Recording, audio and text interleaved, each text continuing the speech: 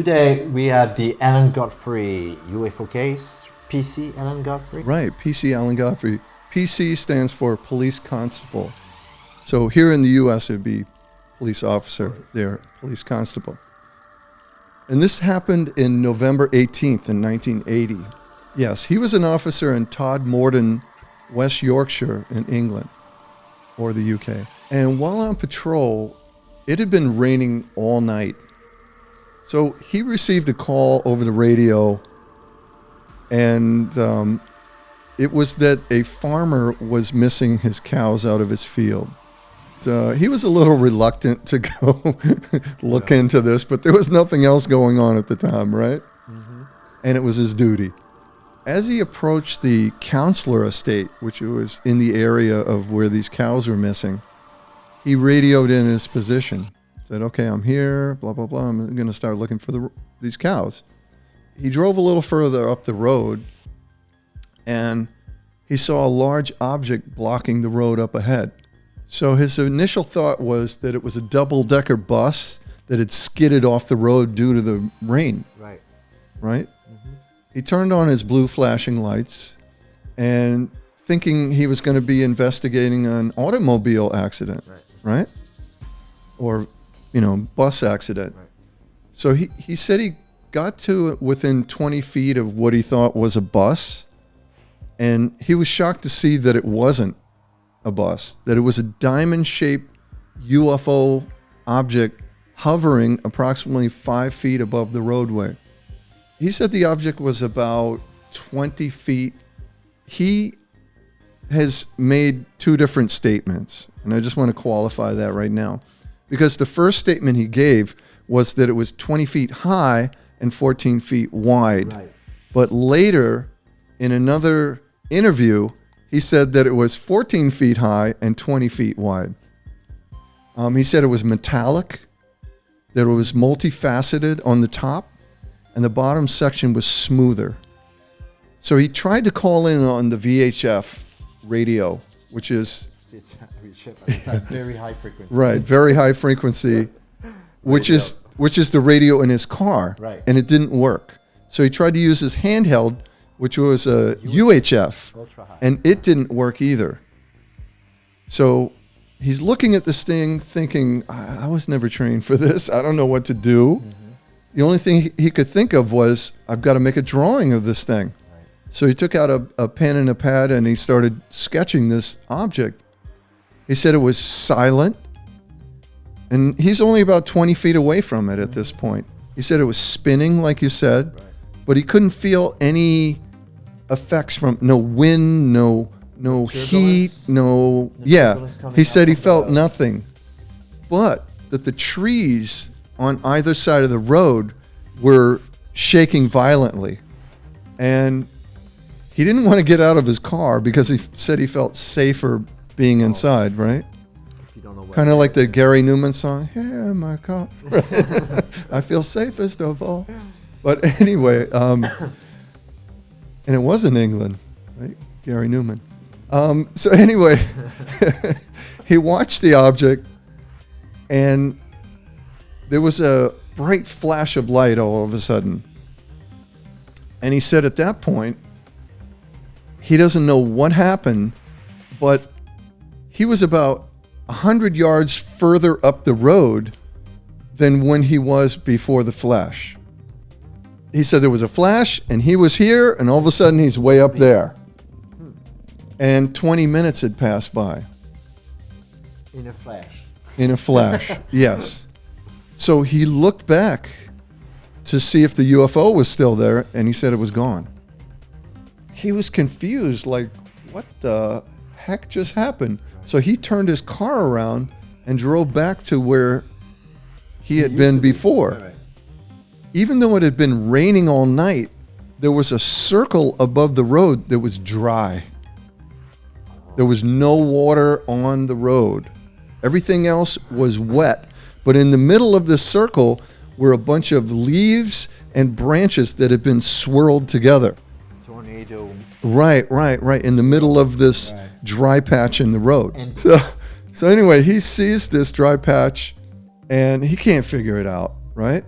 So he goes back to the police station. He hasn't found the cows, right? And he goes back, and they're asking him, "What took you so long?" We're like, "We tried to call you on the radio. You didn't answer." He said, "My radio's not working. I tried to call you," and then he's told them the story, and they're all chuckling like, "Oh yeah, yeah, we know where you've been, the local pub or something, right?" So he says, "Well, come back with me, and I'll show you." So they reluctantly go back with him, and they're joking with him the whole time. But then when the two other officers get there and they see this dry patch on the road and they touch it and it's still dry, but it's raining, they're like, "What the hell's going on?" Like, oh, it's still raining. And it's still raining. wet. Like, what the heck? So they said, well, maybe he saw something, but they didn't really believe his story. But at this point, they said, well, something happened. Something did this, Right. and we don't think he's capable of doing it, right? All three of them at this time, they heard the cows. They started hearing mooing. Oh, really? And the mooing seemed to be coming from a nearby park, which was closed. And they're the only ones with the keys. The police locked the park. It's open at sunrise and closed at sunset. And the only way to get into the park is to go across this bridge and enter through a gate, which it's locked, and they have the key. So they opened the gate, and they went inside, and they found a herd of cows in the center of the park, like all huddled together. And they said that the odd thing about it was, number one, how did they get in the park? Because they're the only ones with the keys. And number two, there were no footprints leading to where these cows were. It was like somebody picked up the cows and just put them there, because there were no tracks. There would be a whole bunch of, they follow each other. So there would be this big trail of trampled down grass.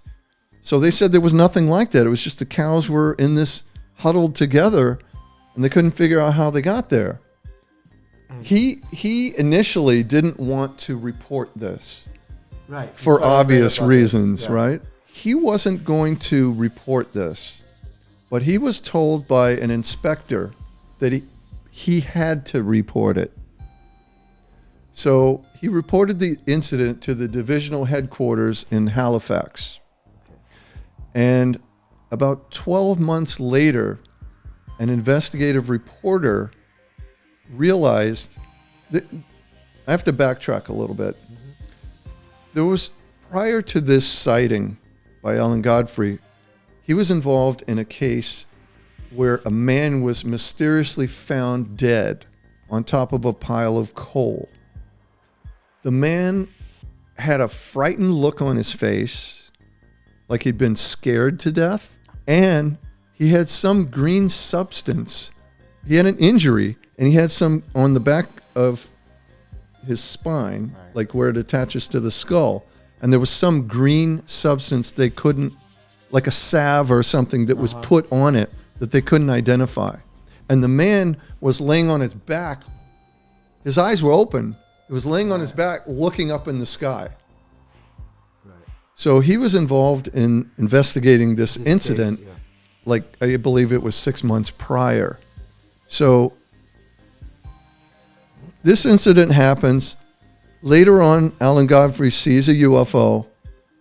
From that date, a year later, another investigative reporter puts the two together. This Alan Godfrey is the same as this Alan Godfrey, and he writes a report. He writes an article and puts it in the paper. And now the police station is getting, calls from people saying, you guys don't know how to do your jobs. You're all crazy, blah, blah, blah, blah, blah. It was bad publicity for their police station. So because of that, his supervisors used to give him the worst jobs to do. His supervisors took his car away and gave him a bicycle to do his rounds.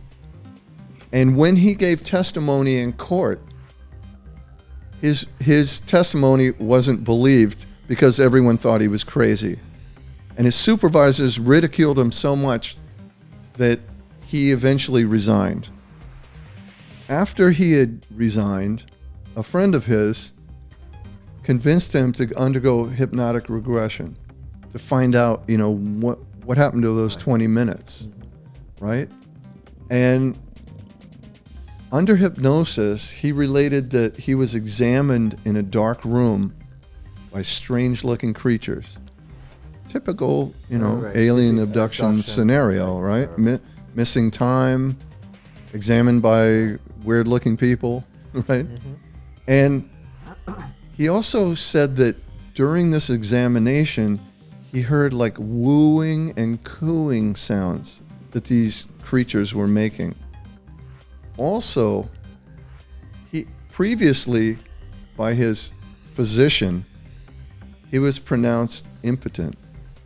So he had a dream about this scenario, these people, examining him, these strange-looking beings examining him and hearing these cooing sounds. The next morning, his wife announced to him that she was pregnant. So he went back to his doctor, and he's thinking, my wife cheated on me. I'm impotent. I can't have children. So he wanted to know for sure. So he went back to his doctor, and his doctor examined him and said, I can't explain it, but your condition has been reversed. So it's reversed. It's reversed. So it was his child. So he said in these dreams that he was having, or whatever they were, so he underwent more of these hypnotic regressions. And he said that during these encounters, he said sometimes it took place in what looked like a house, like a regular room. And that there was a 6-foot man, looked like a human, bearded, like a long beard, wore a skull cap, he had a long robe. And the man told him his name was Joseph.